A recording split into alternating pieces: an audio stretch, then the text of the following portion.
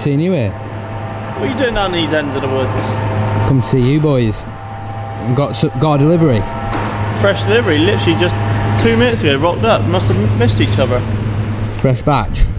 Fresh bikes, 2 450. You better bring them in. Pull up on a big 450. Yeah, I've got a licence for this. I actually genuinely have got a licence. Where did you buy that? Legoland. Doesn't sound like you've got one. No, I've got to try and push on to pick both from that.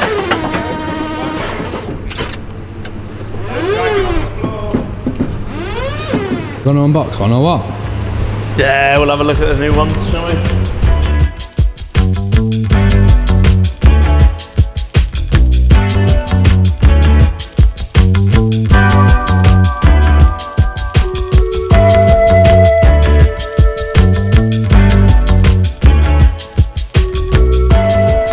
Big job on here, mate.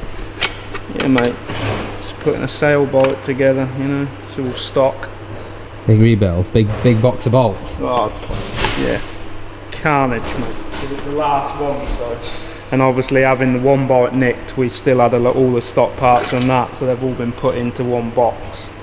And then just trying to find all the bolts is, yeah. Big old Meccano set. Yeah. Supermoto. Come. Go try it out if you want. You do laps up and down the industrial estate just to like... Wheelies and that. Yeah, just to test the gearbox, you know? Dyno's overrated. So we just go out on the road. Is that where we're going now? Yeah, we're going on the Dyno now. Come with me, Robert.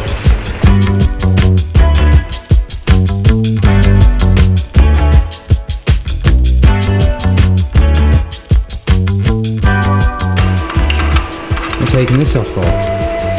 So with this, you put the lambda in so that you can read the exhaust fumes and stuff like that, I think.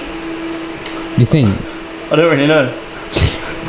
Right, let me do it again, but I actually asked what the lambda's for. So I don't actually know. I know it does air temp or something like that. Air fuel ratio. Air fuel ratio, see? I knew it was air fuel ratio. Go on, we'll do it again now. I won't show anyone this. What are we doing this for, mate? So I put this in and I put the lambda into here and it reads the air fuel ratio of the bike whilst it's running. What's that good for? I'm not too sure, Robert. Just yeah, don't know.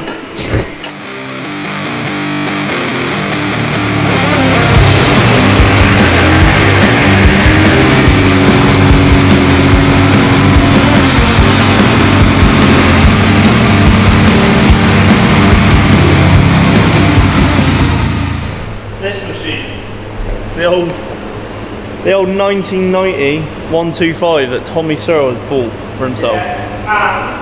And it's just been sat here, waiting. It's been dripping oil, as you can see, and he said it's ready to ride. How long has it been in it? I've just got to figure out a day storage, per day storage charge for it, because we really don't. Since the ride day, the kept ride day. Work it out and then we'll put a bill in, because... But it does start first kick. Does it? She does.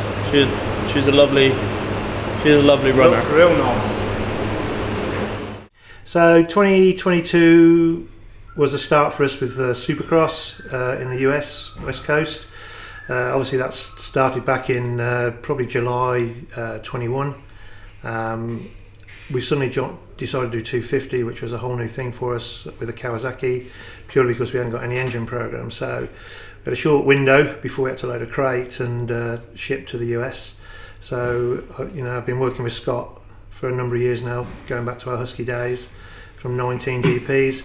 Scott and I formed MXology, so we sort of gave Scott the task to get on with an engine package which included everything from piston to valve train to camshafts, which we had to try and achieve in like 10 to 12 weeks really. So that was handed over to Scott and we let him crack on with it for the first level of tune.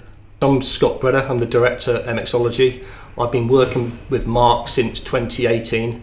Since then we formed MXology, so myself and Mark are partners in the business. I'm responsible for the design.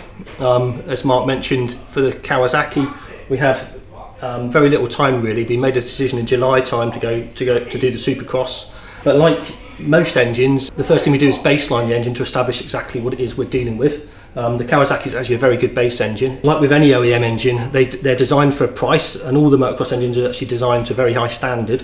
What we try to do is exploit areas where we can make improvements, especially through things like reaching for different materials, different coatings. First thing I always do is look at the gas exchange process. So we look at the inlet system, airflow into the engine, we look at the exhaust system out, and then essentially the more air we can get in, the more fuel we can get in, the more performance we can get from the engine. But one of the first things we do is we flow the ports, so we understand what the port flow coefficients are.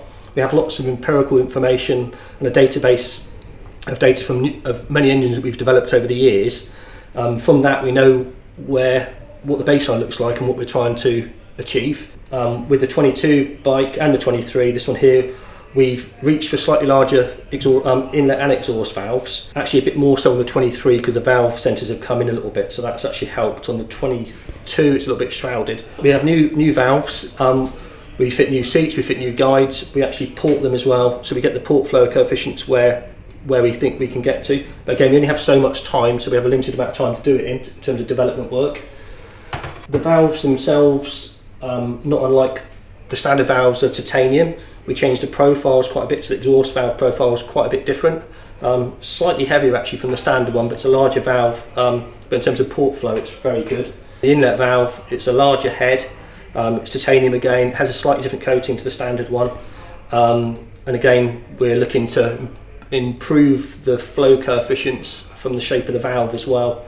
Camshafts, there's quite a bit of performance gain to be had. Again, the materials we use for the camshafts mean that the stresses that they can take are slightly higher than the standard cams, which means we can push the valves a little bit harder. These camshafts have adjustable sprockets on them. When we set off, we're never quite sure. We have a good idea of what we want the valve timing to be, but to be honest, until we do some cam swings, it's hard to know. And with the limited time available, we just reach straight away for an adjustable cam. So exhaust cam similar, but we also have the decompression device on there as well.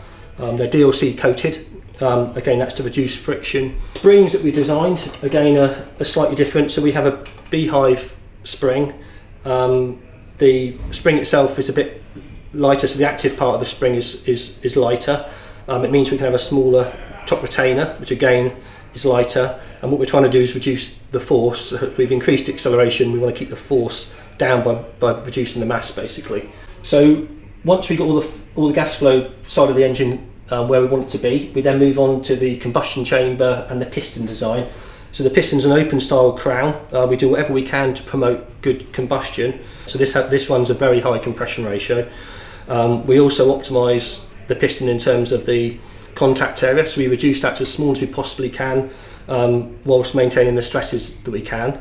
The material again is different to OEM material. The main benefits from that is it means we can get it lighter. We can also do things like move the ring pack to a more advantageous place, which is what we do. We can also reduce the length of the gudgeon pin, and with a different gudgeon pin material we can also reduce its mass as well, so this is quite a bit lighter than standard, and I think the overall piston assembly is about 10% lighter, but it's running much higher cylinder pressures as we're running higher compression ratios and have more airflow into the cylinder. So as you can see, it's fully machined. It's actually a forged part, and we have stock over the whole piston of about 2 or 3 millimeters, but it's machined from a forging, but it's fully machined all over. The other thing on the desk is the transmission gears and shafts. So all we do with that really is just try to reduce friction. So we super finish it, we do whatever we can to get friction out of the system.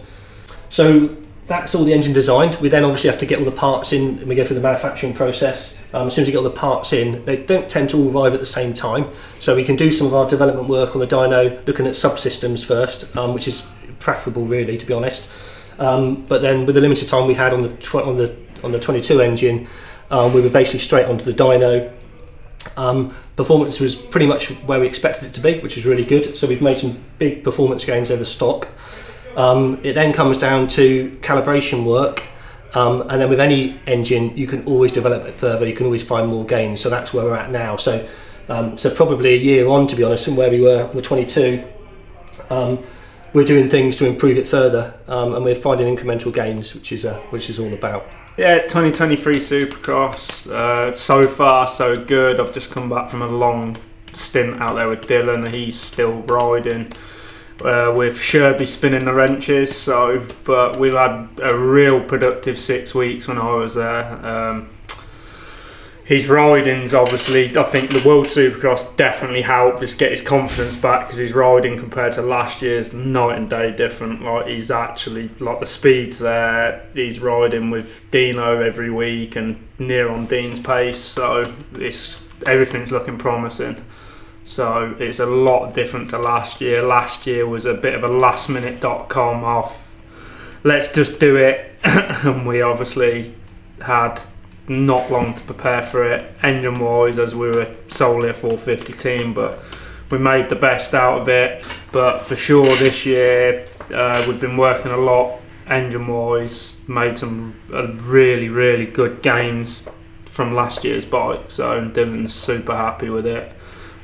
So ready to go. Yeah, overall, you know, we had a great package, we felt, last year. You know, considering the time frames that we had to get stuff done. This year, you know, to get ahead of the game, we managed to get 23 parts and convert a new 22 just to get us a bit of a head start. The package we feel we got now is really good. It's way better than that we actually raced with this year. So, you know, Dylan's been riding really well, and I'm, you know, as a team with Dylan, looking really forward to getting to A1 now. See how we get on. Got to give the fans something. 15k followers, A1. Find me something. Is that what we are or not? 15k, mate. What's going on in the world? What have we found up here to give away without Dylan knowing? Well, I think this could be the best one here, actually. I was looking through this one here, this girl. I think you wore that at Ling. Might be wrong, might have been Canada Heights. It's one of them, isn't it? It's one of them. Who wants it? What are we going to do for them? I think they've got a like, tag mates, story share, be an Instagram job. And follow the... and obviously follow. Not one page, I think they got to follow, because Dylan's doing the Supercross this year, again. I think they need to follow both pages this year. Both pages. Both I'll pages. collab the giveaway. Yeah. And then if you're lucky, and we get enough, we might do a 101 from last year, or a 79ers this year, and maybe a Tommy one. We've got more. We've got or an more. Ashky one, and a Billy one. Yeah, Little Bill one. Oh, Bam Bam. I think we'll give this one away, Rob. Deal. We'll get him to sign it over Christmas. We'll give this away. Yeah. So it'll go on Instagram, and we'll pick a winner when we're back from America at the end of January. So then it's signed. Deal. Perfect. Deal.